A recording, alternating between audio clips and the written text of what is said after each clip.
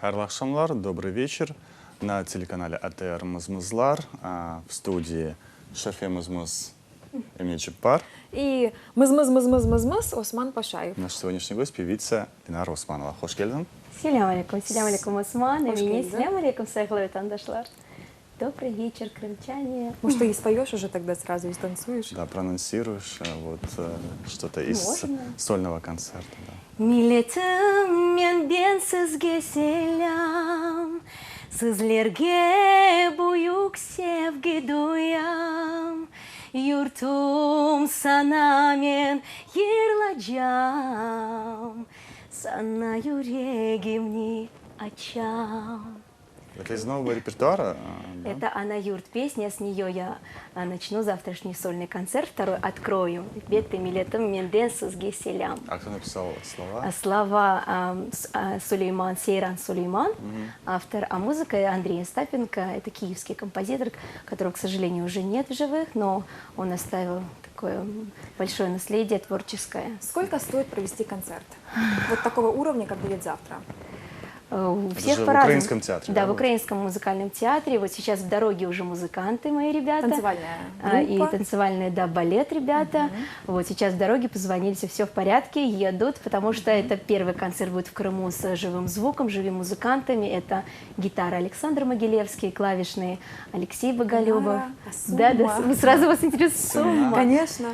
Ну, сейчас озвучивать полностью цифры аренды зала, Нет, света, в общем, звука. Они Total. же столичная, как бы, да? Ну, Столичный около уровень-то наверняка. $8000, да. И, Мы понятно, билеты не окупят без- все эти затраты, да? Но надеюсь, говорят, что билеты идут. Вот сметался сегодня, завтра еще активнее. И самое главное, что мы вот действительно, как говорят, рискуем, но исходя из первого сольного концерта, когда был аншлаг и когда за 4 дня уже не было вообще билетов, естественно, мы сейчас на данный момент путь... То есть на твои концерты трудно купить билеты вот перед началом? Но Бахаров, Ярова, завтра увидим. Были провалы? Вот было такое, что на концерт не приходили люди? Нет, не было. То Но в есть Крыму всегда это аншлаг? второй сольный концерт, да. Тогда был полный аншлаг. И когда в Москве состоялось в рамках праздника Ураза Байрам, вот сразу же после сольного концерта в Крыму тоже был полный зал. Поэтому, в принципе, я не боюсь этого. Пусть даже будет не полный аншлаг, я как для 2 человек от души на 100% выкладываюсь. Так, если будет 200, 300, 500 человек, но это будут искренние, добрые, настоящие поклонники, которые придут. Ну, ты на такая концерт. конкурсная певица, ты любишь участвовать в конкурсах? Нет, абсолютно. Я не конкурсная певица, может, поэтому я не люблю подобного рода соревнования. Конкурсы — это доказать кому-то что-то, чего-то, Если что ты честно, есть. я не знаю ни одного крымско-татарского исполнителя, который бы больше, чем ты, участвовал в различных конкурсах, фестивалях. Это в детстве очень много было, да. Начиная с «Утренней звезды» в Москве, Вот победа. буквально перед эфиром ты рассказала нам о том, что у тебя опять какая-то премия На конкурсе на- Шульженко, да. Да. Мне позвонили, пригласили, потому что, видя мой репертуар, и что я актерски стараюсь песни исполнять, А как это пригласили на актерски конкурс. петь? Ну вот кто придет завтра на концерт, увидит. У меня есть как раз несколько песен в другом образе, нежели привыкли меня А сейчас ты видеть. актриса с нами? Видеть. Сейчас я максимально с вами предельно искренне, потому что я знаю давно вас. Османа очень давно знаю, еще когда первые сюжеты Осман делал после победы. Я даже узнала, с какого года, Вот. с 98-го года. Вот, а меня, я помню, когда мы в Киеве общались, и поэтому... Линара меня учила танцевать хайтарму. Ой, Маленький был момент. Да, я не помню, у вас какое-то мероприятие было или событие, да, и немножечко попросила показать несколько движений, потому что, да, с детства я занималась хореографией профессионально. Буквально недавно была свадьба. Так, про конкурс, у тебя конкурс в Харькове на имени Шульженко. Да, имени и там- Шульженко, и первый там у тебя- конкурсный день я пела песню из репертуара Клавдии Ивановны Шульженко, «Два сольди» называют, как и все участники, «Два сольди». А вторая песня была «Спичка», это музыка Геннадия Татарченко и слова Юрия Рыбчинского, она образная, интересная по смыслу и сюжету песню, я завтра в концерте ее исполню. Вот. И третья сколько у премия тебя как результат. Сколько в год у тебя таких конкурсов, фестивалей? Да я в последнее время, как правило, даже уже приглашают или как гости быть в фестивале, конкурсе, или уже в членах жюри. Вот в прошлом году в Болгарии я была в жюри международного конкурса «Волшебная свеча». В Санкт-Петербурге в марте «Маленькие звездочки». Я сама этот конкурс Тебе больше побеждала. нравится роль жюри или же исполнителя на сцене конкурса? Вы знаете, когда в роли исполнителя или участницы волнения, конечно, больше, потому что когда уже привыкаешь только к концертно-гастрольной деятельности, конкурс, конечно, подстегивает, но не сказать, что я так очень люблю принимать участие в конкурсах, потому что считаю, что творческий человек, состоявшийся, он просто должен идти своим путем, давать концерты сольные, принимать участие уже как гость, потому что конкурсы это для еще начинающих, наверное, артистов, Вот которые как бы только-только Как начинают. бы ты сама охарактеризовала себя? Ты вот какая певица? Вот, ты какая-то жанровая там или вот какая певица Ленара Усманова? На синтезе Востока и Запада, вот наших национальных... Синтетическая певица. Да, да, наших национальных, естественно, то, что у меня в крови и в корнях, это же все в пластике, во взгляде. Плюс... То есть вот этот твой взгляд, это национальное, да? Ну, вот, то есть всегда улыбка Ну, на конечно, лице, как бы то ни было, если я светящиеся исполняю глаза. в концерте 5-6 песен, и из них 3-4 идут на родном национальном языке, а тежбе, язгеми, то тогда моментально публика, даже которая впервые меня видит, вот как в Лондоне, допустим, в прошлом году, я давала в диаспоре концерт, и подходили, говорят, ну, когда ты свое национальное, естественно, это в каждом пальчике, в взгляде, Сколько в там той интонации. диаспоры в Лондоне, крымско-татарской? Не крымско-татарская, украинская Украинская. диаспора, да. Но, И ты? естественно, я спела и на крымско-татарском языке несколько песен, и на украинском, и на русском, и есть у меня пару песен на итальянском языке. Это вот к вопросу оценки себя. Считаешь ли ты себя популярной певицей? В пределах Украины, Крыма, я не считаю, что я сейчас, и про правду сказать, да, популярная, безумно популярная певица в Украине, в Крыму. У меня есть своя аудитория, есть в Крыму свои поклонники, которые любят, поддерживают и пишут. Если Аллах сметался будет расширяться, эти границы, я буду только рада. Я иду, творческий путь всегда он сложный, особенно А твоя в наших- аудитория молодая, либо это все-таки бабушки с дедушками? Вот первый концерт, я помню, от 2 лет и до 75 были в зале, но первый концерт мы делали, я еще подключала массу цирковых номеров, то есть в форме шоу, спектакля все это делала, и увидев, что пришли люди от мала до велика, я поняла, что аудитория большая. Но сейчас мы ориентируемся, естественно, на молодую аудиторию, потому что, исходя из нового репертуара, новых песен, даже там есть некоторые роковые нотки, вот «Умею летать» песня, завтра все это в концерте, новую программу презентую. Знаешь, это как раз опрос из Фейсбука.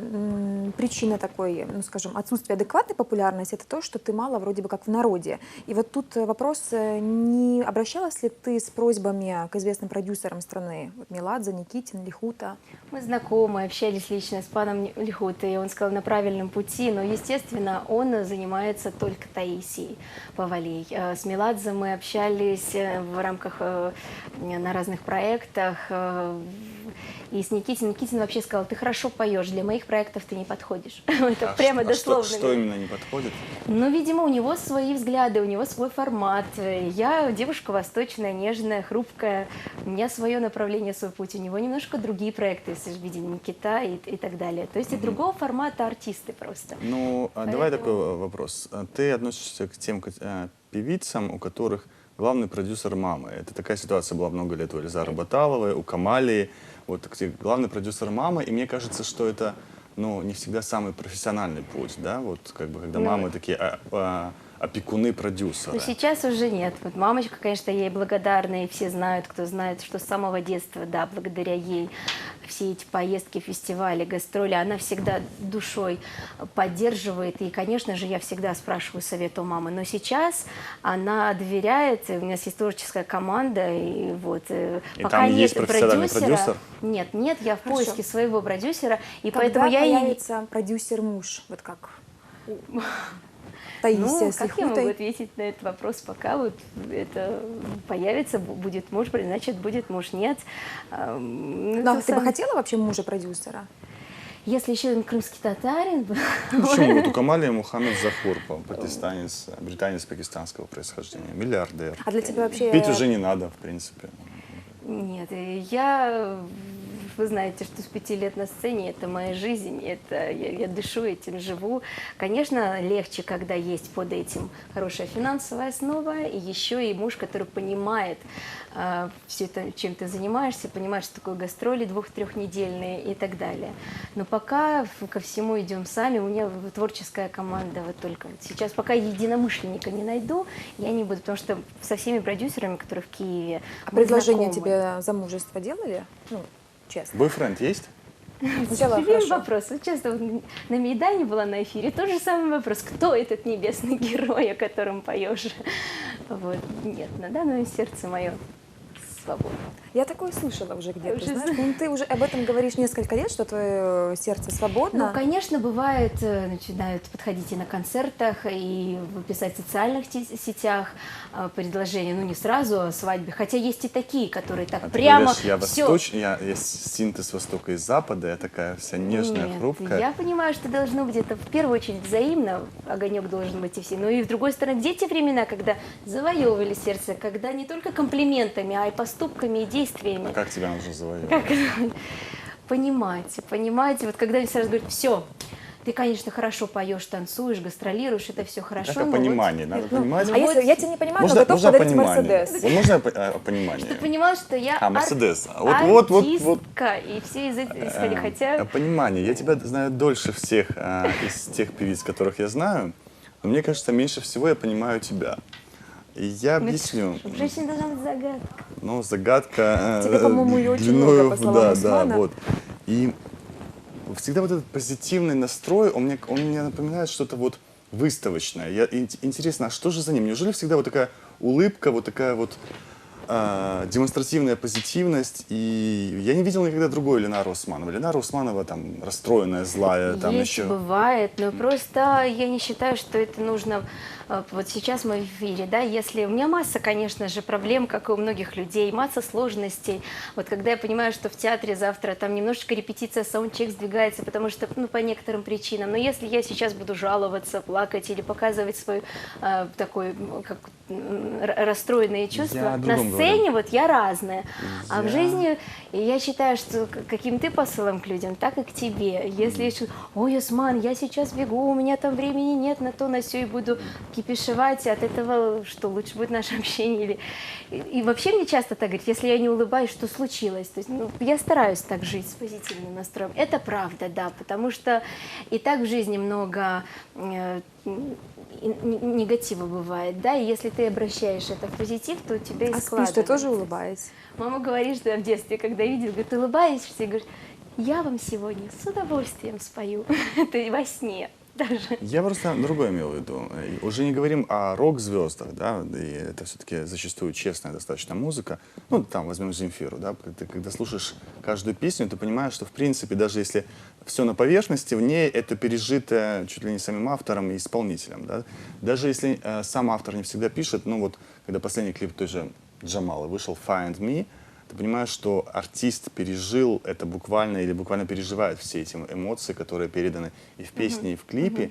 У меня ощущение, что вот как бы я не вижу этих естественных, честных эмоций в твоих песнях. Завтра приходи, вот тот же «Небесный герой», там То есть такой завтра ты будешь припев. честная. Ну, как бы. Но я же сейчас общаюсь и вообще считаю, что артист больше должен позитив нести, потому что человек приходит на концерт, и он должен получить этот положительный Подожди, ты сама заряд. себе противоречишь. Ты говоришь, что твое сердце открыто, но говоришь, что произведение песни «Небесный «Небесный герой» герой» ты споешь, максимально вложив в это Чувство. Да, свое. ну вот я вам припев могу даже, да, Да, немножечко давай. спеть. Спеть или Конечно. продекламировать текст Ну, хотя бы. как легче, Ленаре Усмановой. Ну, давайте спою. Уже вторая песня будет в Ну эфире да, сегодня. бенефис. Я эту боль выбирала сама, моей заложницей стала зима, и в ожидании без силы вечность просила стой, мой небесный герой.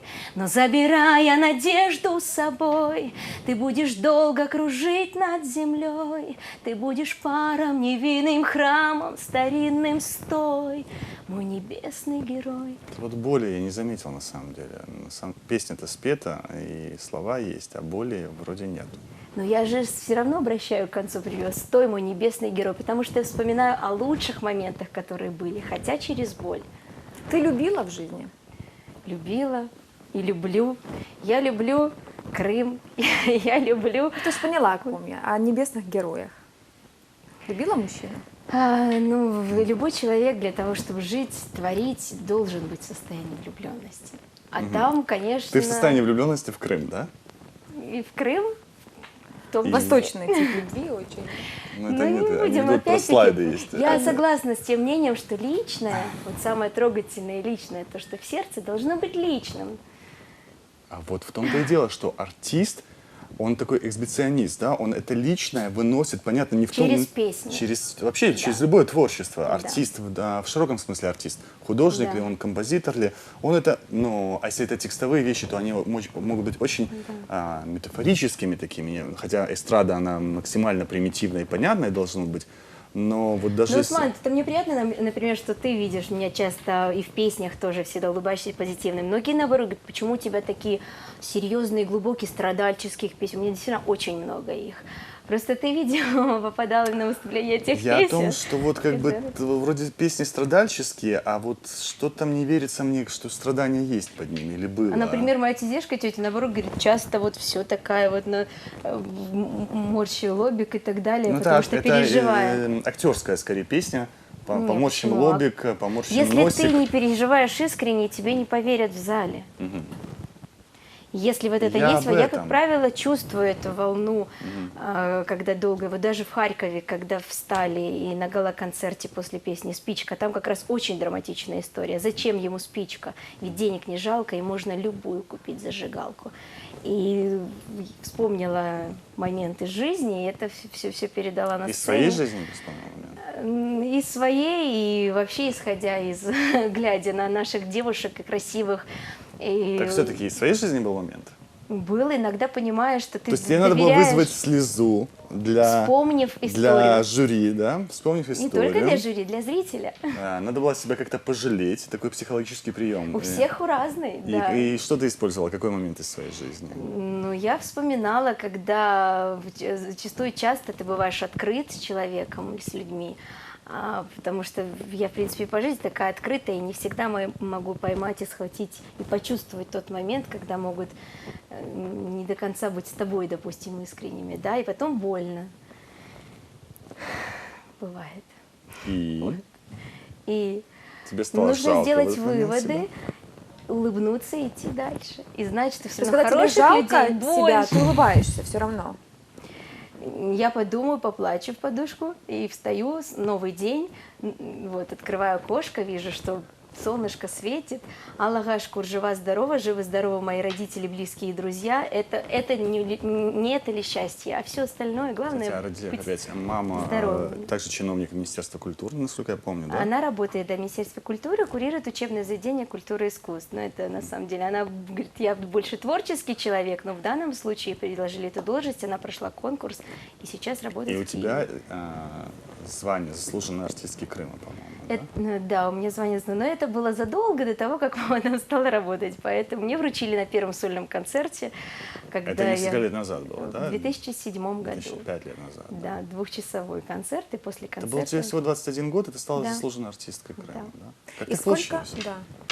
Так мало ли у нас заслуженных артистов, которые в 20-18 получают. Как получилось? Мне сказали, для того, чтобы получить 21 звания, нужно с 5 лет быть на сцене.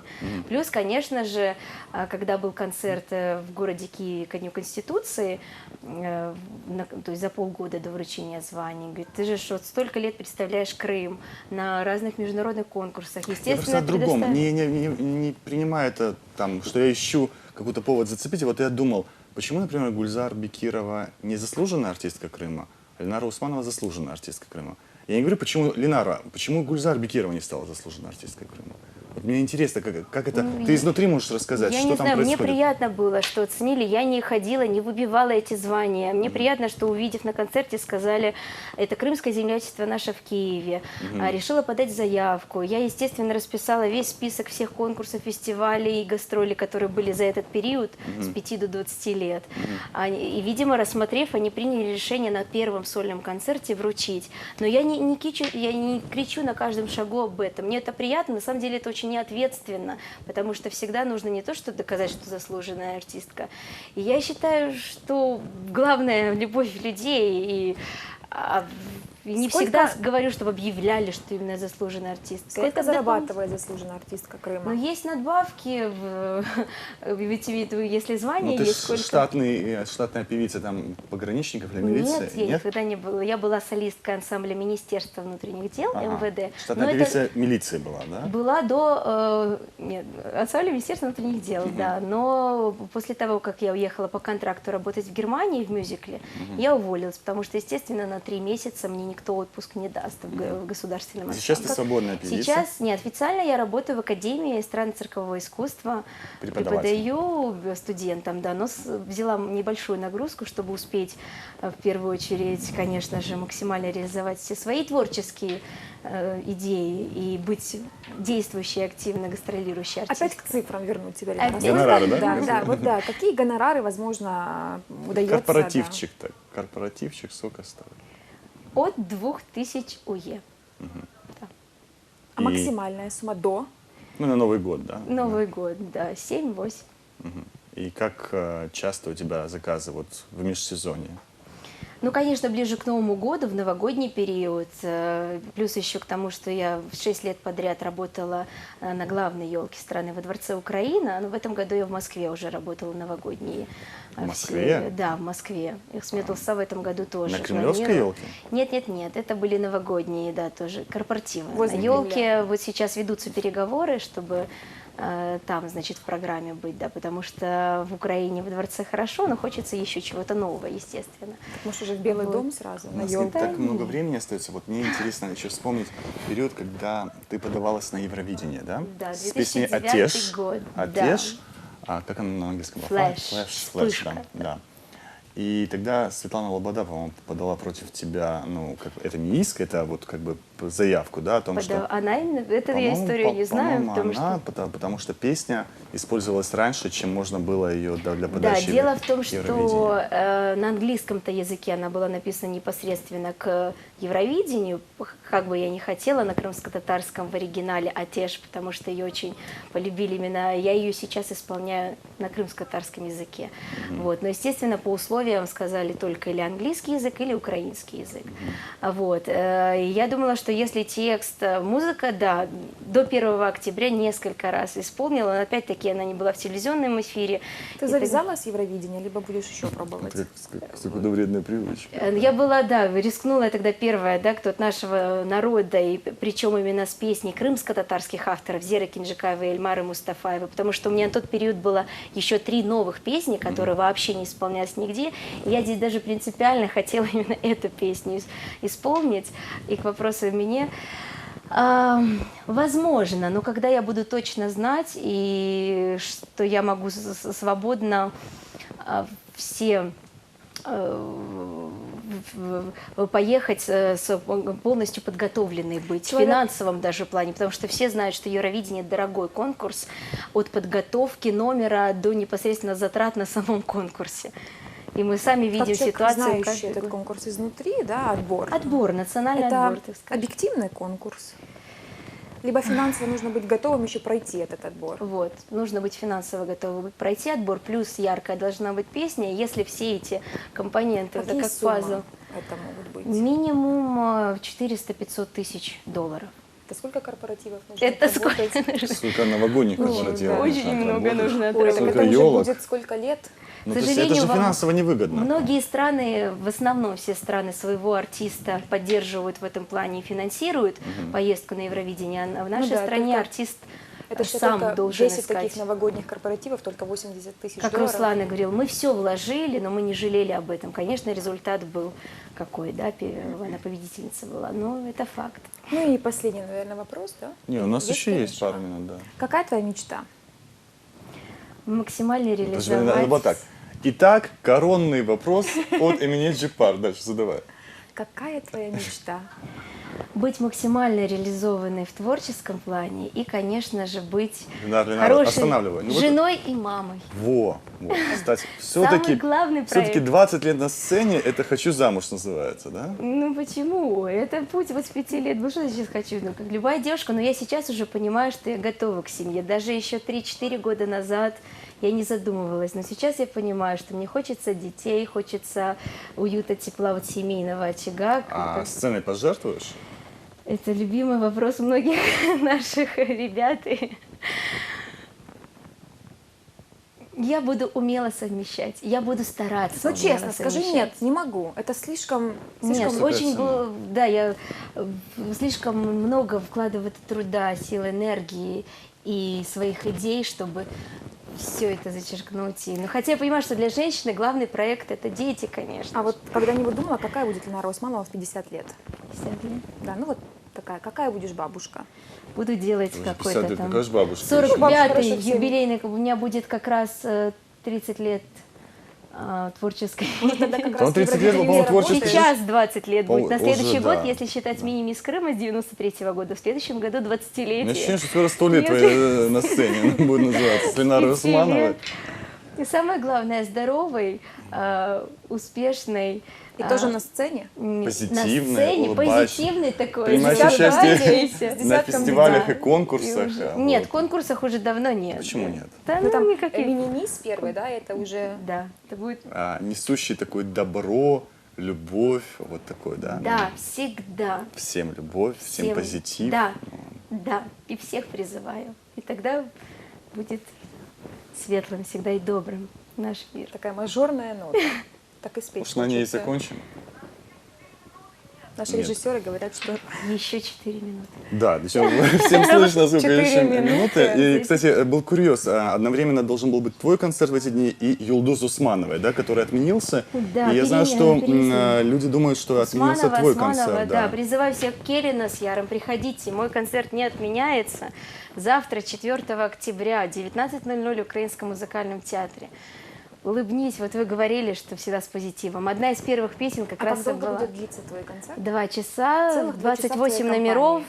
компании. Да, 4 минуты. в моей компании музыкантов и балет. Вот, и я думаю, что вам не будет скучно. И Настроение я сегодня обещаю. такой щедрый, я даю еще 2 минуты тебе. Говори. Ой, Сару.